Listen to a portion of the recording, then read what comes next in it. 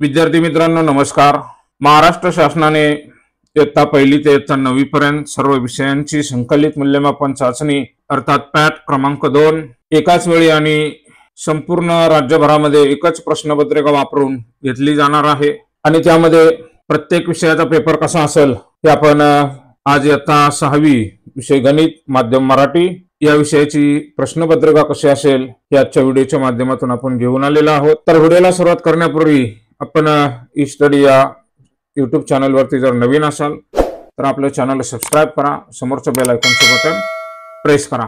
विद्यार्थी मित्रांनो, संकलित मूल्यमापन चाचणी 2 जी होणार आहे त्याची प्रश्नपत्रिका कशी असेल आणि त्यामध्ये कोणकोणत्या प्रकारचे प्रश्न विचारले जाऊ शकतात हे आता या प्रश्नपत्रिकेच्या माध्यमातून आपण समजून घेणार आहोत। सर्वप्रथम प्रश्नपत्रिकेचे जे स्वरूप आहे ते आपण समजून घेऊया। प्रश्नपत्रिका ही अध्ययन निष्पत्तीवर आधारलेली असणार आहे, म्हणजेच त्यामध्ये प्रश्न क्रमांक 1 आणि प्रश्न क्रमांक 9 पर्यंत एकूण 50 गुणांचे प्रश्न असणार आहेत। प्रश्न पहिला आणि प्रश्न दुसरा हा तोंडी आणि प्रात्यक्षिकावर असणार आहे, प्रत्येकी 5-5 गुणांचा, आणि उरलेले जे गुण आहेत ते लेखी चाचणीसाठी असणार आहेत। आता तोंडी प्रात्यक्षिक परीक्षा कशी असेल ते खाली एक प्रश्नांच्या स्वरूपामध्ये दिलेलं आहे। विद्यार्थ्यांनी प्रश्न काळजीपूर्वक वाचून घ्या, सर्वांसाठी तुम्हाला उपयोगी ठरतील। तर आता प्रत्यक्षात आपण लेखी चाचणी सोडवण्यास सुरुवात करणार आहोत। लेखी चाचणीमध्ये एकूण 40 गुण असणार आहेत। तर त्यामध्ये काही सूचना दिलेल्या आहेत, सर्व प्रश्न दिलेल्या सूचनेप्रमाणे सोडवा आणि बहुपर्यायी प्रश्नातील म्हणजे जे ऑब्जेक्टिव्ह प्रश्न आहेत किंवा मल्टिपल चॉईस क्वेश्चन आहेत त्याचा उत्तराचा पर्याय जो आहे तो दिलेल्या चौकटीमध्ये लिहायचा आहे। प्रश्न 3 जो आहे तिथून लेखी चाचणीला प्रत्यक्ष सुरुवात झालेली आहे। खाली दिलेली उदाहरणे सोडवा, एकूण गुण आहेत 8, यामधून तुमच्या अध्ययन क्षमता तपासल्या जाणार आहेत। तर पहिला जो प्रश्न आहे आकडा, मोटारसायकलची किंमत अक्षरात लिहा। या ठिकाणी खाली मोटारसायकलचं चित्र दिलेलं आहे आणि ती संख्या आपल्याला अक्षरात लिहायची आहे। ती संख्या आपल्याला या ठिकाणी अंकामध्ये दिलेली आहे, त्या अंकाचे रूपांतर तुम्हाला अक्षरामध्ये करायचं आहे। मोटारसायकलची किंमत जी दिलेली आहे ती आपल्याला या ठिकाणी लिहायची आहे। तर संख्या वाचल्यानंतर आपल्या लक्षात येईल ती आहे 2,95,450।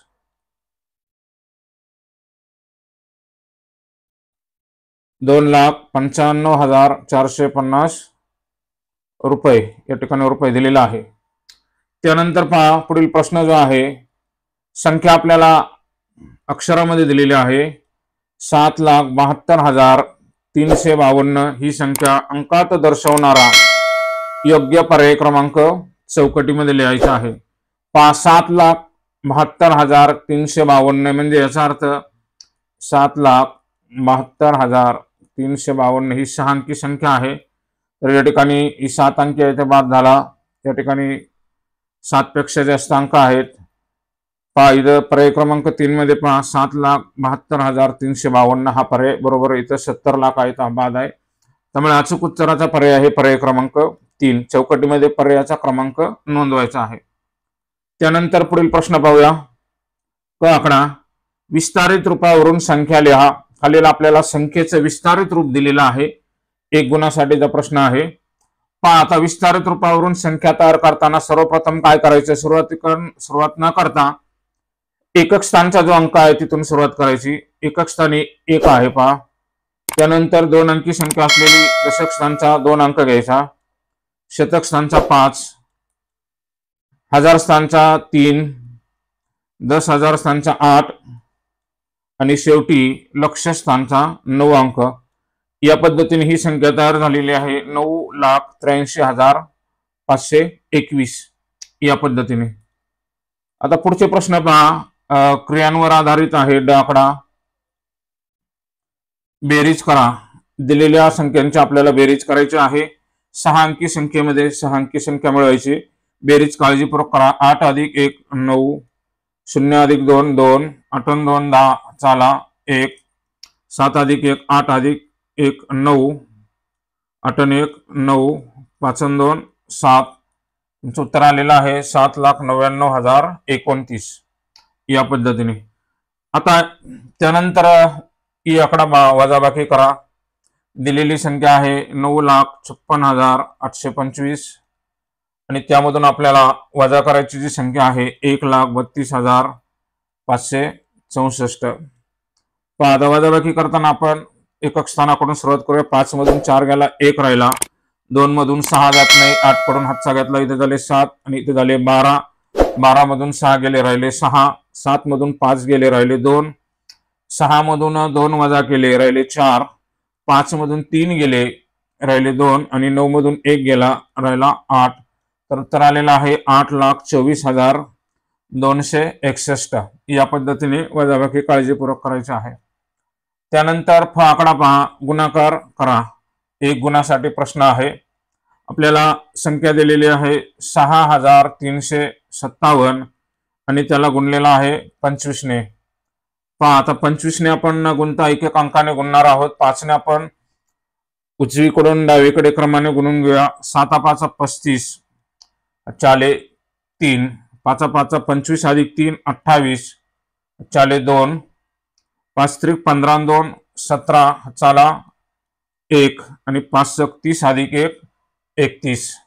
5 ने गुणल्यानंतर 31,785 उत्तर आलेलं आहे. आता आपल्याला 2 ने म्हणजे दशक स्थानाच्या 2 ने गुणायचे म्हणजे 20 ने. आपण 20 ने गुणता या ठिकाणी एक शून्य मांडून ठेवणार आहोत आणि आता 2 ने गुणणार आहोत. 2 7 14 चाला 1, 2 5 10 ने 11 पुन्हा चाला 1, 3 दुने 6 अधिक 1 7 आणि 6 दुने 12. आता यांची बेरीज करूया आपण. 5 5 8 4 12 चाला 1, 7 अधिक 2 9, 7 अधिक 1 8, 3 2 5 आणि 81 1. तर उत्तर आलेलं आहे आपलं 1,58,925. हा गुणाकार आलेला आहे. एक गुणासाठी हा प्रश्न होता. त्यानंतर भागाकार करा. 16 ने आपल्याला 9,096 ला भागायचे. 16चा पाढ आपल्याला त्यासाठी येणे गरजेचं आहे. नसेल तर आपण गुणाकाराच्या माध्यमातून आणि किंवा बेरजेच्या माध्यमातून हा पाढा तयार करून घ्यायचा आहे.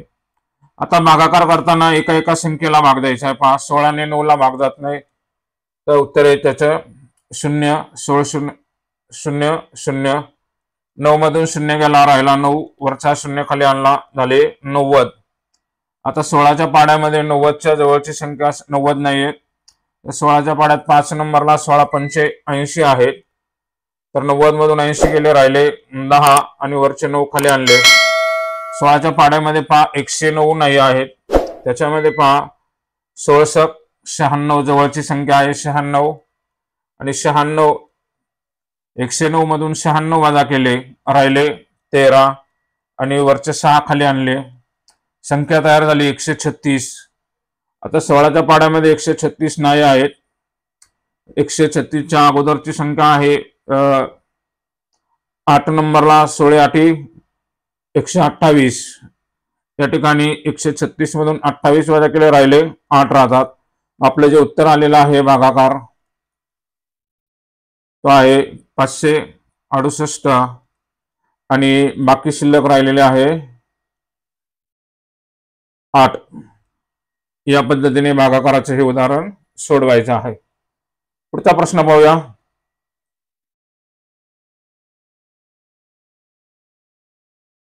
पुढच्या प्रश्नामध्ये आपल्याला हा आकडा पहा. मदत निधीसाठी शाळेतील 375 विद्यार्थ्यांनी प्रत्येकी 30 रुपये प्रमाणे रक्कम गोळा केली, तर एकूण किती रक्कम गोळा झाली? पहा खूप सोपा प्रश्न आहे. विद्यार्थ्यांची संख्या दिलेली आहे आपल्याला 375. पहा विद्यार्थी संख्या आपल्याला 375 दिलेली आहे. एकूण विद्यार्थी संख्या आहे 375 आणि प्रत्येकाने 30 रुपये गोळा केलेले आहेत. म्हणजे आपल्याला काय करावं लागेल, विद्यार्थी संख्येला प्रत्येकाची रक्कम 30 आहे त्याने गुणावं लागेल. म्हणजे 375 गुणिले 30 हा गुणाकार केल्यानंतर आपल्याला उत्तर मिळून जाईल. शून्याने आता या ठिकाणी तिन्ही अंकांना गुणणं तर 0 येणार आहे. त्यानंतर 3 ने गुणायचे म्हणजे 1 0 मांडून ठेवायचा आहे. 3 5 15 चाला 1, 3 7 21 आणि 1 22 चाले 2 आणि 3 त्रिक 9 2 11. आता ही बेरीज केली तर 11,250. म्हणजे एकूण रक्कम जी जमा झालेली आहे ती आहे 11,250. या पद्धतीने खाली वाक्यामध्ये लिहायचे आहे. शाळेतील विद्यार्थ्यांनी मदत निधीसाठी 11,250 रुपये जमा केले, असं वाक्यामध्ये लिहायचं आहे. त्यानंतर प्रश्न क्रमांक 4 पहा. समीकरणावर आधारलेले आहेत आणि गुण आहेत एकूण 5. होणारी जी परीक्षा आहे त्यामध्ये फक्त काय आहे, अंक बदलून येतील, प्रश्न तेच राहील, प्रश्नांचं स्वरूप थोडंफार बदललेलं असेल. त्याच्यामध्ये पहिला प्रश्न आहे m/3 बरोबर 9. तर आपल्याला m ची किंमत शोधायची आहे. मग आपल्याला m/3 बरोबर 9 दिलेला आहे. आता m ची किंमत शोधण्यासाठी काय करायचंय, तर समीकरणाच्या दोन्ही बाजूला आपल्याला छेदामध्ये 3 आहे म्हणजे दोन्ही बाजूला आपल्याला 3 ने गुणावं लागणार आहे. म्हणजे m/3 गुणिले 3 बरोबर 9 गुणिले 3. आपण समीकरणाच्या दोन्ही बाजूला 3 ने गुणलेला आहे. आता या ठिकाणी 3 ला 3 गेला, शिल्लक राहिला m, आणि 9 गुणिले 3 हा गुणाकार केला तर तो येतोय 27. म्हणजे m ची किंमत आलेली आहे 27. समीकरणाची उकल आपल्याला मिळालेली आहे. त्यानंतर प्रश्न दुसरा पहा. p-4 बरोबर 25 आहे, तर p ची किंमत किती आहे पहा. या ठिकाणी समीकरणाच्या चलाच्या बाजूने वजा केलेली संख्या आहे, म्हणजे आपल्याला जी वजा केलेली संख्या आहे ती दोन्ही बाजूकडून आता मिळवावं लागणार आहे. p-4 अधिक 4 बरोबर 25 अधिक 4. पहा, एक संख्या धन आणि एक ऋण, हे 4 गेले, शिल्लक राहिला फक्त p, आणि 25 अधिक 4 यांची बेरीज केली तर ती येते 29. म्हणजे p ची किंमत आहे 29. p च्या जागी 29 टाकले, 29 वजा 4 बरोबर 25. समीकरणाच्या दोन्ही बाजूंची किंमत समान होत आहे. त्यानंतर आणखी एक समीकरण पाहूया. 3 बरोबर x अधिक 3. पहा, 3 बरोबर x अधिक 3 दिलेला आहे आपल्याला. तर आपण काय करूया, समीकरण फिरवून घेऊया, डावी बाजू उजवीकडे आणि उजवी बाजू डावीकडे. x अधिक 3 बरोबर 3. पहा, आता आपल्याला x ची किंमत शोधायची आहे. x चलाच्या बाजूकडे अधिक 3 आहे, तर आपल्याला समीकरणाच्या दोन्ही बाजूमधून काय करावं लागणार आहे, 3 वजा करावं लागणार आहे. म्हणजे डाव्या बाजूकडून 3 वजा करायचे आणि उजव्या बाजूकडून सुद्धा 3 वजा करायचे. पहा, हे अधिक 3 आणि वजा 3 हे गेले, इथं शिल्लक राहिला x, आणि 3 मधून 3 गेले, राहिले 0. म्हणजे x ची किंमत आहे 3. या पद्धतीने हे समीकरण सोडवायचं आहे. त्यानंतर आकडा पहा. खाली दिलेल्या माहितीवरून समीकरण तयार करून उकल शोधून लिहा. आपल्याला एक समीकरण तयार करायचं आहे आणि त्याची उकल शोधायची आहे. पहा, अमितने बाजारातून काही आंबे विकत घेतले. काही आंबे विकत घेतले. आपल्याला आंबे किती विकत घेतले माहित नाही, आपण पाहूया पुढे. त्यातून प्रत्येक मित्राला 3, याप्रमाणे 9 मित्रांना आंबे वाटले. पहा, मग आपण समजा अमितने x आंबे विकत घेतले, असं मानूया आपण. x आंबे विकत घेतले. तर पहा काय होईल. पहा, x आंबे आहेत अमितकडे, असं समजूया. विकत घेतले म्हणजे त्याच्याकडे x आंबे आहेत. त्यातून प्रत्येक मित्राला 3, याप्रमाणे 9 मित्रांना आंबे वाटले, तेव्हा त्याच्याकडे 5 शिल्लक राहिले. पहा, शिल्लक 5 राहिले म्हणजे आपल्याला उत्तर 5 आणायचं आहे. आणि त्याच्याकडे जे आंबे विकत घेतलेले होते त्याच्यातून त्याने काय केलेलं आहे, 3 मित्रांना 3 याप्रमाणे 9 मित्रांना वाटले. म्हणजे काय होईल, पहा, 3 गुणिले 9, म्हणजे हे समीकरण आपलं तयार झालेलं आहे. तेव्हाकडे 5 आंबे शिल्लक राहिले. तर त्याने बाजारातून किती आंबे विकत घेतले होते हे आता समीकरण तयार झालेलं आहे, ते आपल्याला समीकरण सोडवायचं आहे. आता x तसेच ठेवूया, कंसातली क्रिया करून घेऊया. 9 त्रिक 27, म्हणजे याचा अर्थ 3 मित्रांना 9 मित्रांना 3 प्रत्येकी, याप्रमाणे 9 त्रिक 27 आंबे त्याने वाटले, तेव्हा त्याच्याकडे 5 आंबे शिल्लक राहिले. अशा पद्धतीचे हे समीकरण तयार झालेलं आहे. आता या समीकरणामध्ये इथं दोन्ही बाजूकडून आपल्याला आता 27 इथं वजा केलेले आहेत, म्हणजे आपल्याला दोन्ही बाजूकडून 27 मिळवावे लागणार आहेत. म्हणजे x वजा 27 डाव्या बाजूमध्ये 27 मिळवायचे आणि उजव्या बाजूमध्ये सुद्धा 27 मिळवायचे। अधिक 27 आणि वजा 27 गेले, या ठिकाणी एक शिल्लक राहिला। 27 अधिक 5 यांची बेरीज केली तर ती येते 32। याचाच अर्थ काय झाला की अमितकडे सुरुवातीचे आंबे विकत घेतलेले जे होते ती संख्या आहे 32, कारण 32 मधून 27 वजा केले 5 राहतात, 9 त्रिक 27। या पद्धतीने हे समीकरण तयार करून सोडवायचं आहे। 2 गुणासाठी हा प्रश्न होता। पुढे पहा प्रश्न क्रमांक 5, खाली दिलेली उदाहरणे सोडवा आणि गुण आहेत 7। आकडा 1/2 म्हणजे किती टक्के? अचूक उत्तराचा पर्याय आपल्याला चौकटीमध्ये लिहायचा आहे। 1/2 म्हणजे आपल्याला माहिती आहे अर्धा, आणि ते टक्केवारीत रूपांतर करायचे। टक्के म्हणजे आपल्याला माहिती आहे त्याचा छेद असतो 100। 100 पैकी किती सांगायचे? 2 पैकी 1 तर 100 पैकी किती? सममूल्य अपूर्णांकाचा आपण गुणधर्म वापरूया। अंशाला आणि छेदाला समान संख्येने गुणायचे। 2 ने आपल्याला कितीने गुणल्यानंतर उत्तर 100 येईल, तर 50 ने गुणल्यानंतर 50 दुनी 100। अंशाला सुद्धा 50 नेच गुणायचंय, मग 50 एक 50, मग 100 पैकी 50 म्हणजे 50%। अर्धा म्हणजे आपल्याला माहिती आहे अर्धा भाग म्हणजे 50%। पर्याय क्रमांक 4, चौकटीमध्ये पर्यायाचा क्रमांक लिहायचा आहे 4 या पद्धतीने। त्यानंतर पुढील प्रश्न पाहूया। गुणोत्तर आणि प्रमाण या राशींवर आधारलेले आहेत। आकडा पहिल्या राशीचे दुसऱ्या राशीशी असलेले गुणोत्तर काढा। त्यामध्ये आकडा पहा 40 मणी आणि 90 मणी। पहिली राशी आहे 40 मणी आणि दुसरी राशी आहे 90 मणी, यांचं गुणोत्तर आपल्याला लिहायचं आहे। पहा 40 छेदामध्ये 90 येईल, शून्याला 0 गेला तर 4/9। 4 आणि 9 या दोघांना भाग जाईल अशी संख्या नाही, म्हणजे त्यांचं जे गुणोत्तर आलेलं आहे 4/9। या पद्धतीने हे गुणोत्तर शोधायचं आहे। त्यानंतर पहा पुढचा एक प्रश्न आहे 2 नंबरचा, 30 मिनिटे आणि 2 तास। पहा पहिली राशी आणि दुसरी राशी यांचं गुणोत्तर शोधायचं आहे। विद्यार्थ्यांनी एक लक्षात घ्यायचं, पहा दोन्ही राशींची एकक ही सारखी पाहिजे। पहा या ठिकाणी मिनिट दिलेले आहेत आणि या ठिकाणी तास दिलेला आहे।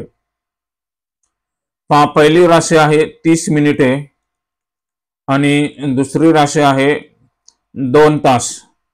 तर विद्यार्थ्यांनो पहा 2 तास हे आपल्याला आता मिनिटांमध्ये कन्वर्ट करावे लागतील। एका तासामध्ये 60 मिनिटे असतात, मग एकूण होतील 120 मिनिटे। आता दोन्ही राशींची एकक सारखी झालेली आहेत। आता पहिली राशी जी आहे 30 मिनिटे आणि दुसरी राशी जी आहे 120 मिनिटे। आता यांचं आपल्याला गुणोत्तर काढायचं आहे। 30 छेदामध्ये 120, शून्याला 0 गेला, 3 एक 3, 3 चौक 12, तर 1/4 आलेला आहे आणि गुणोत्तर असेल 1/4। या पद्धतीने गुणोत्तराची उदाहरणे सोडवायचे 2 पैकी 2 गुण मिळवण्यासाठी। पुढचा प्रश्न पाहूया। आकडा पहा मेरीचे वय 10 वर्ष आहे। पहा आपल्याला दिलेली माहिती काय आहे लिहून घेऊया। मेरीचे वय दिलेलं आहे 10 वर्ष। त्यानंतर तिच्या वडिलांचे वय, तिच्या वडिलांचे वय 44 वर्ष आहे। पहा मेरीच्या वडिलांचे जे वय आहे ते आपल्याला दिलेलं आहे, ते आहे 44 वर्ष। त्यानंतर पहा तिची आई वडिलांपेक्षा 4 वर्षांनी लहान आहे। पहा तिची आई वडिलांपेक्षा 4 वर्षांनी लहान आहे। मेरीची जी आई आहे तिच्या आईचं वय सुद्धा आपल्याला काढता येईल। आईचं वय काढण्यासाठी आपल्याला एक अट दिलेला आहे, ती वडिलांपेक्षा 4 वर्षांनी लहान आहे। मग वडिलांचं वय 44 वर्ष आहे, वजा 4 करावे लागेल, तर आईचं वय मिळून जाईल आपल्याला 40 वर्ष। त्यानंतर पुढे काय विचारले पहा मेरीच्या वयाचे आईच्या वयाशी असलेले गुणोत्तर काढा। पहा आपल्याला मेरीचं जे वय आहे त्या वयाचं गुणोत्तर आपल्याला आईच्या वयाशी काढायचंय। पहा मेरीचं वय आणि आईचं वय यांचं आपल्याला गुणोत्तर शोधायचं आहे। आता मेरीचं वय आपल्याला ऑलरेडी दिलेलं आहे 10 वर्ष, आईचं वय आपल्याला दिलेलं नव्हतं, ते आपण काढलं 40 वर्ष। आणि यांचं जर गुणोत्तर काढलं, शून्याला शून्य गेला तर 1/4 म्हणजेच 1:4 हे त्यांच्या वयाचं गुणोत्तर आहे. 2 गुणासाठी हा प्रश्न होता. काळजीपूर्वक असे प्रश्न वाचन करून व्यवस्थित सोडवायचे आहेत. त्यानंतर पुढे पाहूया. प्रश्न क्रमांक 6 जो आहे, खाली दिलेली उदाहरणे सोडवा आणि एकूण गुण आहेत 6. त्यामध्ये काही उपप्रश्न आहेत. आकडा, दुकानदाराने एक मोबाईल 8,400 रुपयास खरेदी करून, पहा म्हणजे आपल्याला या ठिकाणी खरेदी किंमत दिलेली आहे. मोबाईल खरेदी केलेला आहे 8,400 रुपयाला, म्हणजे ती आपली खरेदी किंमत आहे 8,400 रुपये. आणि तो ग्राहकाला 9,750 रुपयांना विकला, म्हणजे ती झाली आपली विक्री किंमत. आता विक्री किंमत जी आहे 9,750 रुपये. आणि पुढे आपल्याला काय विचारले पाहूया. तर त्याला या व्यवहारात नफा झाला की तोटा. खरेदी किमतीपेक्षा विक्री किंमत जास्त आहे, याचा अर्थ नफा झालेला आहे. या ठिकाणी खरेदी किमतीपेक्षा विक्री किंमत जास्त असल्यामुळे नफा झालेला आहे. आणि जर झाला असेल तर किती रुपये.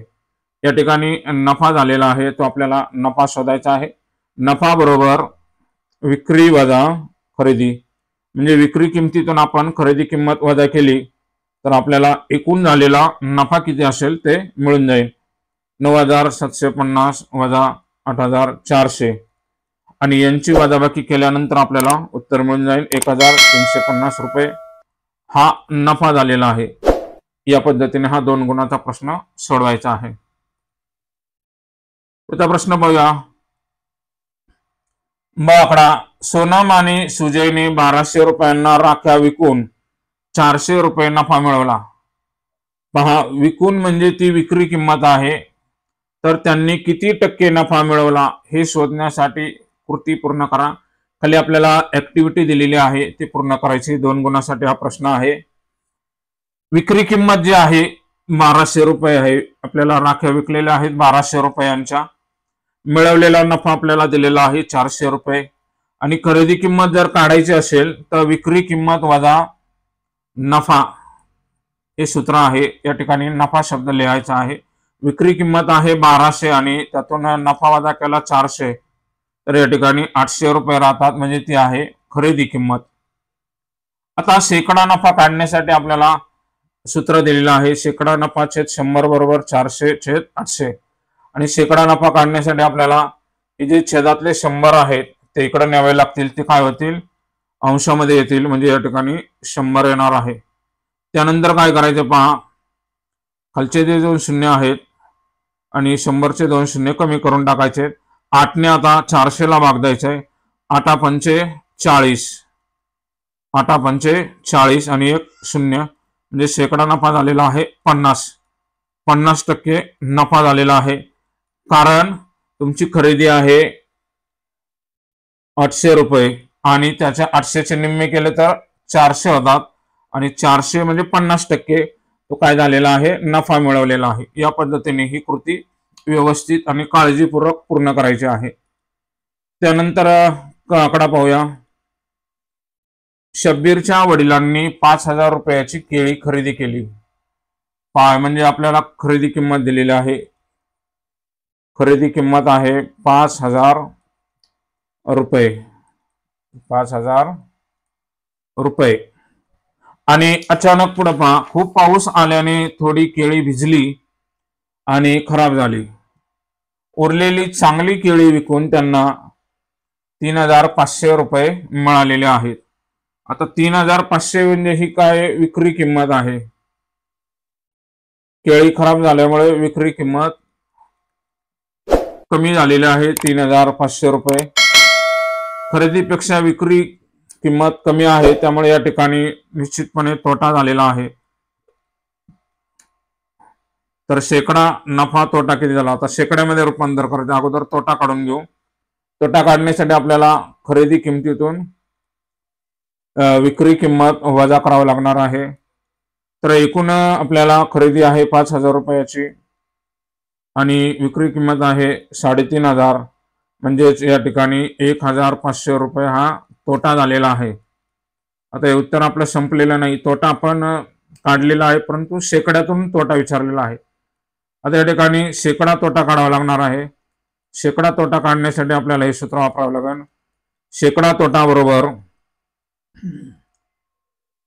तोटा छेद खरेदी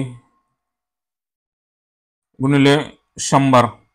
तोटा आहे 1500 आणि खरेदी आहे 5000 रुपये आणि गुणिले आहे 100. तर या ठिकाणी आपण खालचे 3 शून्य आपण कमी करूया. या ठिकाणी वरच्यातले 3 शून्य कमी करून घ्या. 100 मधले 2 आणि 1500 मधला 1. या ठिकाणी 150/5 शिल्लक राहिलेला आहे. 5 ने आपण भाग दिला, 5 त्रिक 15 आणि 0, म्हणजे या ठिकाणी 30% काय झालेला आहे, तोटा झालेला आहे. हा शेकडा तोटा आहे. 100 पैकी 30 तोटा झालेला आहे. शेकडा तोटा आहे 30%. सूत्र वापरून हा प्रश्न काळजीपूर्वक सोडवायचा आहे. त्यानंतर पहा प्रश्न क्रमांक 7 पहा. प्रश्न क्रमांक 7 जो आहे, खाली दिलेली उदाहरणे सोडवा आणि एकूण गुण आहेत 4. त्यामध्ये उपप्रश्न आहेत. बचत खात्यामधून व्यवहार करण्यासाठी खातेदारास बँकेकडून ज्या सुविधा दिल्या जातात त्यामध्ये कोणत्याही 2 सुविधा लिहा. बचत खाते म्हणजे आपलं जे सेव्हिंग अकाउंट असतं, सर्वसामान्य ग्राहकांचे जे बचत खाते असतं, त्याच्यामध्ये आपल्याला कोणकोणत्या सुविधा मिळतात ते आपल्याला या ठिकाणी लिहायचे. तर याची उत्तरं आपल्याला माहिती आहेत. पहिलं जे आहे पासबुक, त्याच्यानंतर आपल्याला चेकबुक मिळतं पहा. त्यानंतर ATM, SMS अलर्टची सुविधा मिळते, नेट बँकिंग, इंटरनेट बँकिंग. त्यानंतर आता UPI ची डिजिटल सेवा आपल्याला सुद्धा या बँक खात्याला मिळत आहे. कोणत्याही 2 सुविधा तुम्ही लिहा, या ठिकाणी तुम्हाला 2 गुण मिळतील.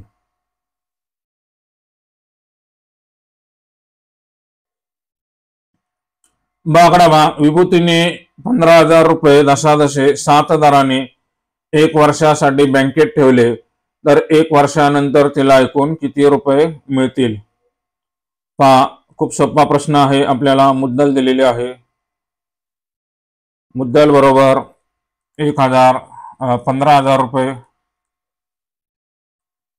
त्यानंतर दर दिलेला आहे दशादशे. दर साल, दर शेकडा, दशादशेचा अर्थ जो होतो दर साल, दर शेकडा, तो आहे 7. आणि काळ म्हणजे कालावधी दिलेला आहे तो आहे 1 वर्ष. 1 वर्षानंतर तिला एकूण रक्कम किती मिळेल विचारलेला आहे. म्हणजे ती रक्कम ठेवलेली आणि तिला व्याज असे एकूण रक्कम आपल्याला विचारलेली आहे. सर्वप्रथम आपल्याला व्याज काढून घ्यावं लागेल. व्याज काढण्याचे जे सूत्र आहे म गुणिले द गुणिले क छेद 100. शॉर्ट मध्ये लिहिलेलं आहे मी. म म्हणजे मुद्दल, द म्हणजे दर, क आणि कालावधी, छेदामध्ये आहे 100. तर मुद्दल आहे आपली 15,000 रुपये, दर आहे दशादशे 7 आणि कालावधी आहे 1 वर्ष आणि छेदामध्ये आहे 100. तर 100 मधले 2 शून्य कमी करा आणि 15,000 2 शून्य कमी करा. तर या ठिकाणी 7 1 7, इथे 150 आणि 7 शिल्लक राहिले. तर 15 ने आपण 7 ला भागलं, 15 7 105 आणि हा 1 शून्य, म्हणजे 1050 रुपये हे काय झालेलं आहे, व्याज आलेला आहे. तर आपल्याला एकूण किती रक्कम विचारलेली आहे. तर एकूण रकमेला आपल्याला रास असे म्हणतात आणि त्यासाठी आपल्याला मुद्दल अधिक व्याज एकत्र करावं लागेल. म्हणजे बँकेमध्ये जी रक्कम ठेवलेली आहे ती रक्कम आहे 15,000 आणि त्याच्यावरती आलेले जे व्याज आहे 1050 रुपये आणि हे जर एकत्र केलं तर आपल्याला उत्तर मिळून जाईल 16,050 रुपये. म्हणजे 1 वर्षानंतर त्याला 16,050 रुपये मिळतील. या पद्धतीने हा प्रश्न सोडवायचा आहे.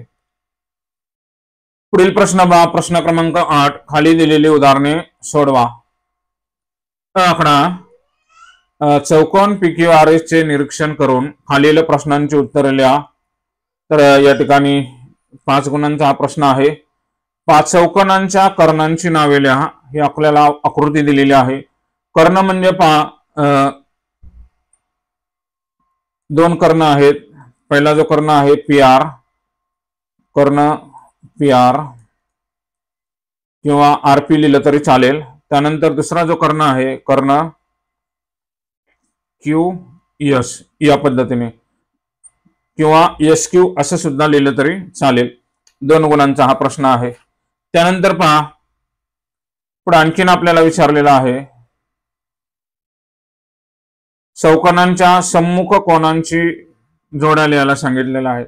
सम्मुख कोन म्हणजे समोरासमोरचे जे कोन आहेत त्यांच्या आपल्याला या ठिकाणी जोड्या लिहायला सांगितलेल्या आहेत। पाहता आपण त्यांच्या ज्या जोड्या आहेत त्या आता जोड्या लिहून घेऊया। पहा सम्मुख म्हणजे समोरासमोरचे कोन। पहा पहिली जोडी जी आहे आता P शिरोबिंदूचा जर कोन मानला आपण तर तो असेल QPS कोन QPS आणि त्याच्या समोर जो आहे तो आहे R बिंदू असलेला शिरोबिंदू असलेला कोन त्याचं नाव आहे QRS कोन QRS ही पहिली जोडी झाली। त्यानंतर S शिरोबिंदू पाशी असलेला जो कोन आहे PSR कोन PSR आणि व त्याच्या समोरासमोरचा जो कोन आहे त्याचं नाव आहे PQR कोन PQR। या पद्धतीने कोनाच्या जोड्या लिहायच्या 2 गुणासाठीचा हा प्रश्न आहे। ब आकडा बा चौकोनाच्या चारही कोनांच्या मापाची बेरीज किती असते ते अचूक पर्यायाचा क्रमांक चौकटीमध्ये लिहा। पहा विद्यार्थ्यांनी लक्षात ठेवायचे चौकोनाच्या चारही कोनांच्या मापाची बेरीज ही 360 असते। नेहमी तुम्ही कोणताही चौकोन काढा चौरस काढा आयत काढा त्या सर्व चारही कोनांच्या मापाची बेरीज ही 360 असते। पर्याय क्रमांक 4 आणि चौकोनाच्या ऐवजी जर त्रिकोण आला तर त्रिकोणाच्या 3 कोनांच्या मापाची बेरीज ही नेहमी 180 अंश असते हे लक्षात ठेवायचं आहे। त्यानंतर पहा प्रश्न क्रमांक 9 जो आहे खाली दिलेली उदाहरणे सोडवा आणि एकूण गुण आहेत 5। त्यामध्ये आकडा पहा इष्टिका चितीच्या कडांची एकूण संख्या दर्शवणारा अचूक पर्यायाचा क्रमांक चौकटीमध्ये लिहा। पहा इष्टिका चिती असो किंवा घन असो त्याच्या कडा ज्या असतात त्या नेहमी 12 असतात। पर्याय क्रमांक 4 12। विद्यार्थ्यांनी 6 8 12 हे लक्षात ठेवायचं। 6 हे पृष्ठे असतात 8 हे शिरोबिंदू असतात आणि 12 ह्या कडा किंवा बाजू असतात। 6 8 12 घन आणि इष्टिका चित्ती यांची संख्या ही समानच असते फक्त त्यांच्या आकारामध्ये बदल आहे। ब आकडा बा खालील प्रत्येक त्रिमितीय आकृतींची पृष्ठे आणि शिरोबिंदूंची संख्या लिहून सारणी पूर्ण करा। पहा नाव घन चौकोनी सूची। पहा आपल्याला नाव ही घनाची आकृती दिलेली आहे आणि चौकोनी सूचीची आकृती दिलेली आहे त्यावरून त्यांच्या पृष्ठांची संख्या आणि शिरोबिंदूंची। तर घनाला एकूण 6 पृष्ठे असतात संख्या येईल 6 आणि शिरोबिंदूंची संख्या जी आहे ते आहे 8। आता ही चौकोनी सूची आहे। पहा चौकोनी सूची म्हणजे याच्यामध्ये 3 बाजूचे पृष्ठ वरचा एक पृष्ठभाग आणि खालचा एक पृष्ठभाग अशा पद्धतीने एकूण 5 पृष्ठे असतात चौकोनी सूचीला आणि शिरोबिंदूंची संख्या सुद्धा त्याला 5च आहे। या पद्धतीने हा प्रश्न सोडवल्यानंतर आपल्याला एकूण 4 गुण मिळतील। तर धन्यवाद विद्यार्थी मित्रांनो। प्रश्नपत्रिकेचे स्वरूप आपल्याला लक्षात आलेलेच असेल आणि यानुसारच आपल्याला प्रश्नपत्रिका येऊ शकते। थोडंफार प्रश्नात बदल होऊ शकतो आकडे बदलून। तर व्हिडिओ जर आवडला असेल तर व्हिडिओला एक लाईक जरूर करा आणि विद्यार्थ्यांना जास्तीत जास्त व्हिडिओ शेअर करा आणि अद्याप जर आपला चॅनल सबस्क्राईब केलेला नसेल तर सबस्क्राईब करून घ्या। धन्यवाद।